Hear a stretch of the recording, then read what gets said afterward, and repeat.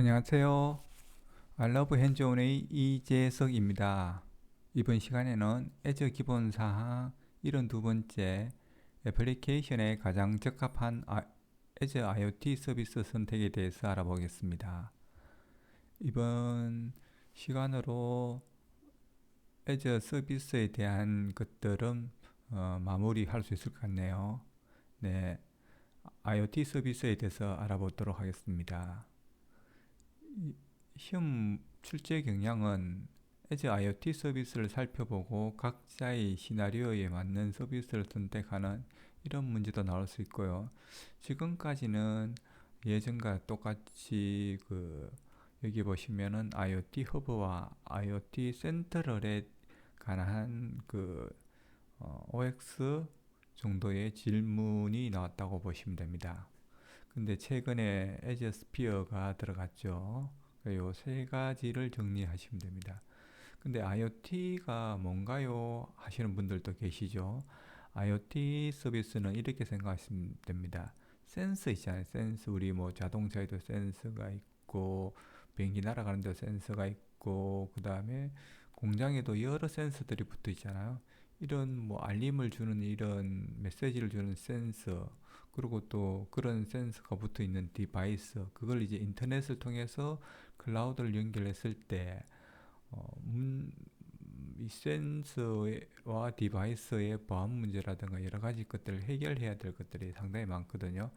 센서를 조금 더 쉽게 알아보기 위해서 여러 가지 좀 살펴보면은 온도, 습도를 알려주는 센서. 요즘 뭐 아두이노 이런 걸 통해서 초등학교, 중학교 뭐 학생들도 온도, 습도, 센서 이런 거 달아서 알아보는 것들 많이 하죠. 그리고 또 디바이스 같은 경우들 보면 바코드, OCR 스캐너 이런 것들도 센서 디바이스를 통해서 IoT 서비스를 한다고 보시면 돼요. 그리고 뭐 사람이 가까이 오면 알려준다든지 무슨 동작을 한다든지 아니면은 터치를 하면은 또 알려주는 센서. 그리고 또 집안에 뭐 예를 들어가 연기라든가 가스, 화재 이런 것들 관련된 센서.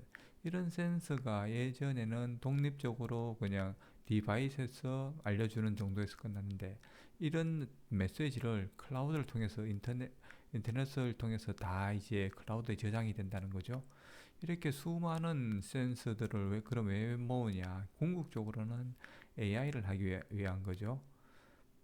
그래서 뭐 예를 들어 연기가 난다든지 가스가 배출되면은 사전에 알려준다든지 아니면은 바코드라든지 어떤 그 물건의 어떤 빠져나가는 상태 이런 것들을 확인해서 재고 관리를 해서 나에게 알려준다든지 이런 걸 하기 위해서 하는 거거든요. 그래서 어, 하는 것들은 비슷해요. 그러니까 센서에서 나오는 메시지를 클라우드에 저장하는 건 똑같은데 근데 왜 세 가지 종류가 나오느냐 IoT 허브, IoT 센트럴, 에저 스피어 각각의 쓰임새가 다르거든요. 그걸 묻는 문제가 많이 납니다. 이제 세계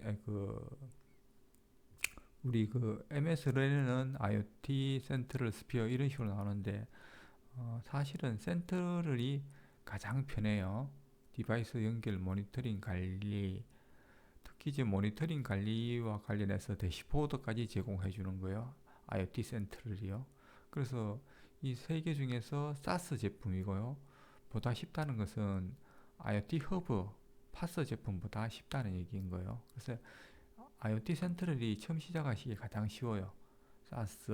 그래서 이제 여기서는 뭘 제공해 주냐 하면 특히 이제 특징으로서 시작 템플릿을 제공해 주거든요. 그래서 이제 센트럴의 특징은 대시보드, 템플릿, 사스 이렇게 외워두시면 돼요.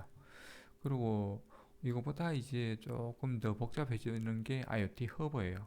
이게 이제 어, 중앙 메시지 허브 역할을 한다고 보시면 되거든요.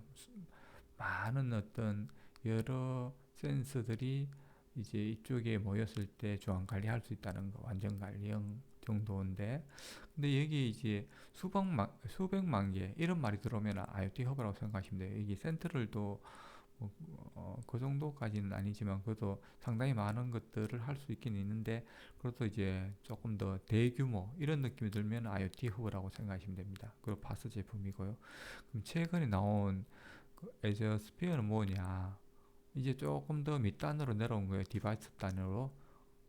이거는 이제 디바이스 연결해서 이제 클라우드에서 어떻게 할 거냐, 메시지를 이런 쪽에 조금 더 가깝다 그러면은, 이쪽은 아예 처음부터 MCU 그 개발 키트라고 해서 그 센서가 붙어 있는 디바이스 단 있죠. 여기서부터 보호하기 시작하는 거예요. 디바이스가 손상되는지 안 되는지 이런 것들도 확인하고. 그래서 대표적인 예를 드는 게 이제 세탁기보다는 이제 ATM 기기 같은 경우, 이런 경우는 디바이스 손상이 되면 좀 문제가 심각하죠. 그래서 이제 디바이스 손상이 됐는지 안 됐는지 확인돼주고, 보안을 강화하고 싶으면은 에즈 스피어, 그 디바이스 보안 뭐 이렇게 생각하시면 돼요.